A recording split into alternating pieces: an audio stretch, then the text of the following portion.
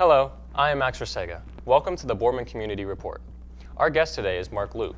Mark is here to talk with us about the upcoming Memorial Day Parade. Mark, thank you for joining us. Good morning, Max. Thank you for having me. This is the first Memorial Day Parade since 2019, but there was a speaker in the park last year. Mr. Luke, when will the parade take place this year? The parade will be on Memorial Day, which is May 30th, 2022. It's a Monday, and the parade and service will take place both on that day. And then what exactly are the plans for the day? Plans for the day are, we gather at Boardman Center Intermediate School, the parade participants behind the school at 9 a.m. Then at 10 a.m. sharp, we leave with the Troop 46, the Boy Scout troop with the flags, and the Boardman Spartan Marching Band, who was so great every year, and they set the parade. Then we proceed north on Market Street, east on 224 to Boardman Park, and then immediately after the parade, sometime around 11 a.m. or so, we will have the Memorial Day service in the park at the Mog Outdoor Amphitheater. And then for that service with the guest speaker, can you tell us who the guest speaker is? Yes, our keynote speaker this year is a veteran of the United States military. He's actually a retired teacher from the Boardman Local School District, and it's Jim Gutterby. And he was a health and phys ed teacher here in Boardman schools. Retired, he was also a United States Marine Corps infantry and Vietnam veteran, so he'll be speaking about his experiences in that war and also about what Memorial Day means to him.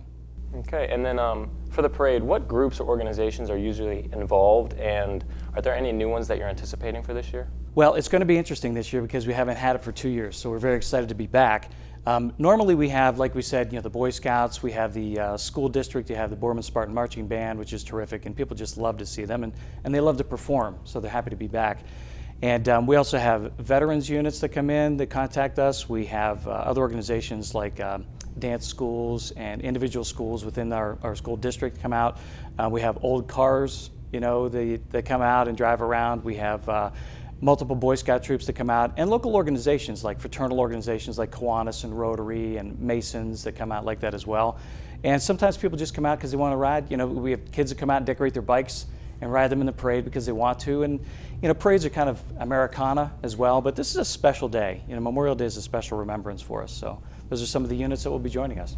And then since the Kiwanis organizes the day, do you guys need any sort of volunteers, and how are people able to volunteer for that?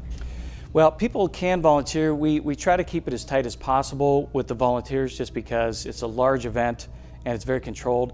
The great thing about this is we have the cooperation from the Boardman Township as well as Ohio Department of Transportation, State Highway Patrol, Sheriff's Department.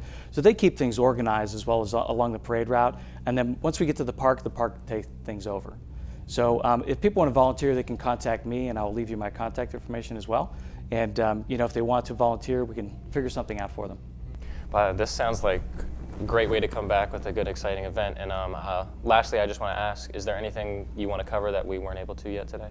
Well, yes, a few things. The history of Memorial Day dates back to the post-Civil War. Memorial Day originated from, the Civil War was very divisive in our country. You had Union soldiers and Confederate soldiers. They were all Americans. And how it was originally called Decoration Day because widows and mothers of people who were lost in the war went to decorate graves, and they noticed that Union Confederate soldiers were unattended to and not decorated. So they chose to decorate the Confederate soldiers and the Union soldiers' graves. That's how it became Decoration Day. And that grew in our country, and May 30th, 1904 was the first one in Boardman Township in Boardman Cemetery in Tanglewood Drive. It was a small little ceremony. Clergy spoke at them for most of the decades that followed, and then in the mid-1950s is when they moved it to Boardman Park at the flagpole and out the Mog Amphitheater. So it's really very nice. It's very respectful. One thing that's great is we have, in good weather, thousands of people that line up for the parade, but not as many come to the service. And I'd like to really pause for a second and comment about that because people should be coming to this service. It is, the parade's important, and it's a great community event, and I hope people are there to understand that this is a day that we choose to stop and thank those who served us and to give their lives in respect for our country and to preserve our freedoms. But also to come to the service because it's meaningful. We have a very good speaker this year. Boardman High School Wind Ensemble performs. The Boy Scouts do the flag ceremony. We have a rifle salute, and we play taps. And it's just special. It's very meaningful. And I wish more people would come to that.